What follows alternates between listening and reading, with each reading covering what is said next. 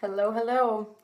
Okay, I wanted to hop on and show you a little bit of a demo with our foundation, our liquid gold, my favorite thing, and the concealer. I'm going to start with that's the back, that's not going to help you, our Glorious Primer. I love primer. I was never a primer prior to using this makeup because I didn't really know the value. But for those of you who don't know the value of primer, it fills in your like pores, any little divots, any imperfections.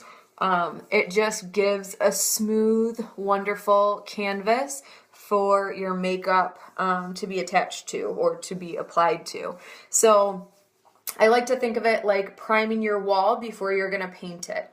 A little different in that it's going to smooth things, and paint primer doesn't so much do that, but it's also going to help your makeup adhere and stay put. So what I'm going to do today is I'm going to do half my face with foundation and concealer and the other half not, so that you can see the difference. So the biggest thing when you use primer is you want to make sure that you give it time to dry, okay? If you immediately go and start putting your foundation on, it's not going to look right, and you're going to be texting me or messaging me and saying, this primer doesn't work. It does work, but you have to let it dry. So I'm going to waste some time here. Hi, Donna. I can't see who else is on here with me. I can only see Donna.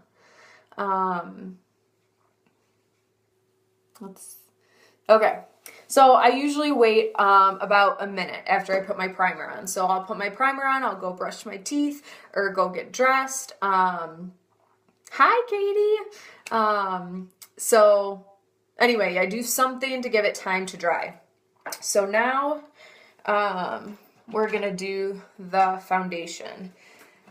Let me see. Sorry guys, I was not prepared here. I need to get my brush. Okay. My brush that I love, it's got this little divot in it that you can put the foundation, and this really helps to save product. The bristles are close together, so they're a little bit firm, so the product doesn't just seep down into the brush, it stays kind of on top. So I'm shaking here my foundation. Again, this is our Liquid Touch foundation that I love. Our liquid gold, our Photoshop in a bottle. If you haven't tried it, you should. So you only need a couple drops there.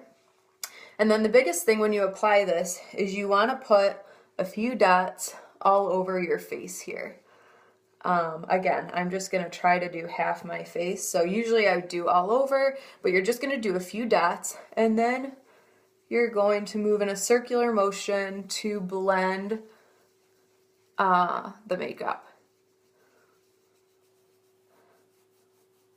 So I only need like 5 or so drops typically for my whole face. So I guessed I may need to add a little bit here. We'll see. But you can see it just goes on really nice. Again, you don't need this brush by any means. I just really love it. I think it saves on product as opposed to, hi Kelly, as opposed to putting it on your hand and then applying. I've been a huge fan of this brush. I highly recommend it, and I think it'll save you money in the long run because it saves you on product. Okay, so I don't exactly have like a clean line there. There we go. Trying to get half my face. Okay. So you can already see such a difference. Look at that coverage. The other thing, I know that I've done a post on this, but look at how it matches my face to my neck. That's super important when you guys are matching your foundation. You don't necessarily want to look at your skin. You definitely don't want to look at your arm. You want to look at your neck so that this blends really nice, okay? All right, so we've got that. Again, I'm going to sit here and let it dry for a minute. Hi, Angela. I like to set my foundation and concealer with the Mineral Touch powder. It's a loose powder, but again, you want to make sure that you give this just a little bit of time to dry before you apply anything. I'm going to move right into the concealer. I have here Scarlet, which is a shade lighter for me because I don't have particularly dark circles. If you do, you will be obsessed with this. But I like to use it to brighten areas. If you look right now, see how in here for me is a little bit darker? So I'm going to apply it as a primer over my eye for shadow, because you can also use it as an eyelid primer, and then I'm going to add it in here and under just a little bit to brighten. So I almost use it like I do kind of use it as a highlighter for highlighting and contouring. So you can also apply this with a brush, but for today I'm just going to show you guys with my finger.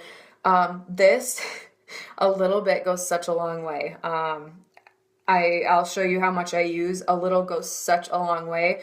One of these will probably last you a year, no joke.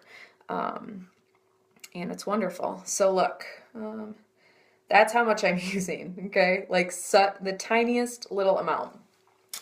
And even that may be a little bit too much. We'll see. I'm actually going to blot a little bit off on this finger so I don't overdo it here.